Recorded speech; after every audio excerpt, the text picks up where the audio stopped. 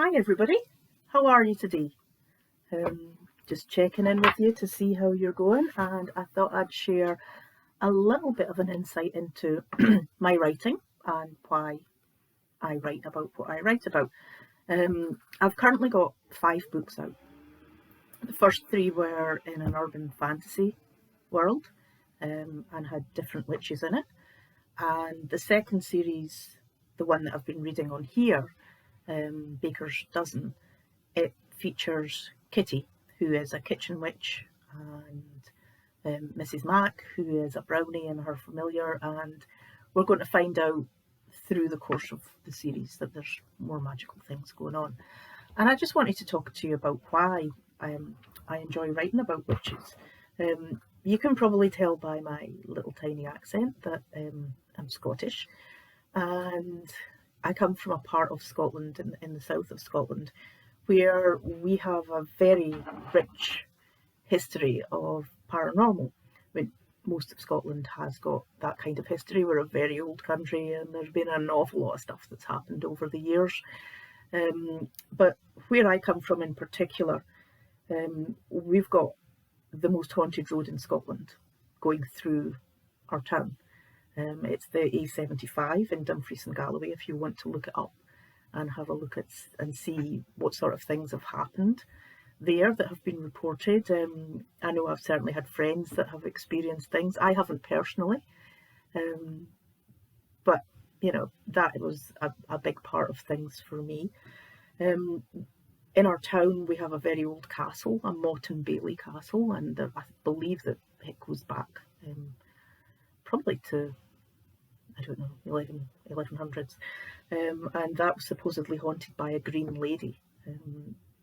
We also allegedly had some sort of vampire activity going on in the days of the plague, and I'll link to all of these down below.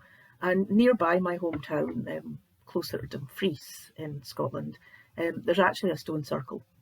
They think originally it had about 18 stones, but just now they can find there's 12 that are visible that you can see. So not much is known about it. I mean, it is a henge and you can walk into it, and again I'll link to an article that talks to you about that. So where I come from's got a very rich history of magic, supernatural, ghosts, haunting, and that's really just seeped into me over the years. I've always had a fascination with it. Even as a kid I would read about ghosts and vampires and loved it, scared myself silly. But yeah, I've always been interested in it, and as I got a bit older I started to look into it a bit more seriously. So I bought myself a tarot deck, and this is it. It's called the Merlin Tarot, and it's a beautiful deck. It's very Celtic in design. There's one of the cards, there's another one, and I used this regularly when I was younger, and then sort of put it away, and just recently I've brought it back out. I've felt drawn to it again, so I've been doing that, making regular readings for myself, and I've been writing them in this new journal that I've got. I don't know if you can see how pretty it is. It's shiny, it's gorgeous. So I just draw a card in the morning, I ask it a question, focus on what I need to achieve that day, and ask it, my tarot cards, how to help me. I've also been very into crystals, and I've got a little basket of them here. I've used them for quite a long time, and this little bowl here is quite special to me. I did a ritual on New Year's Day to set my intentions for the year, and yeah, I'll maybe talk about that another time. So as well as coming from a background in it, I've enjoyed practicing certain things as well, which, you know, you could call New Age or witchcraft or whatever you want to call it. As I said before, I love reading about the supernatural.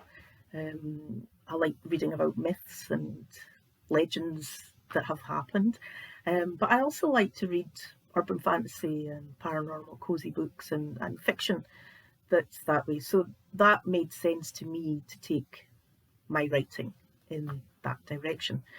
And yeah, I just enjoy it. It's fun, you know. It's a light-hearted way of um, connecting with people that enjoy it too. I'm thinking that this year I'll probably move more into witchcraft, more seriously. I've been wanting to do it for some time, since I started getting drawn back into it with the tarot cards and whatnot. As I mentioned, I did a New Year's ritual. I'm also starting to do new moon and full moon rituals, I guess, where I'm journaling and focusing on the moon and its energy to help me. I'm doing my tarot more. I'm going to be doing a vision board to help me focus on what I want to manifest for myself this year. And when I do my tarot in my journal each day, I'm also trying to practice gratitude and thanks, because I just think it's a nice way to connect with yourself, the higher beings that might be about, energy, whatever you want to call it, and just focus on what you want, what you can give back. So yeah, it's just a short little one today, but I thought it'd be quite interesting for you to know why witches are always top of my mind. I mean, growing up in Scotland and being saturated with stories of ghosts and things that go bump in the night, it just seemed natural, and having a love for that genre to read, that's another thing. So yeah, if you've got any questions about tarot or witchcraft or things like that, I'm by no means an expert, but I'd love to hear if you're interested, if you practice, or if you're maybe even considering practicing it, and what you would like to do. So as well as these videos where I'm just chatting about writing and where I get my inspiration from, remember to have a look at me reading the chapters of my book. There's a playlist there, and if you enjoy what I'm talking about, hit the subscribe button too. Thanks. See you soon, friends. Bye.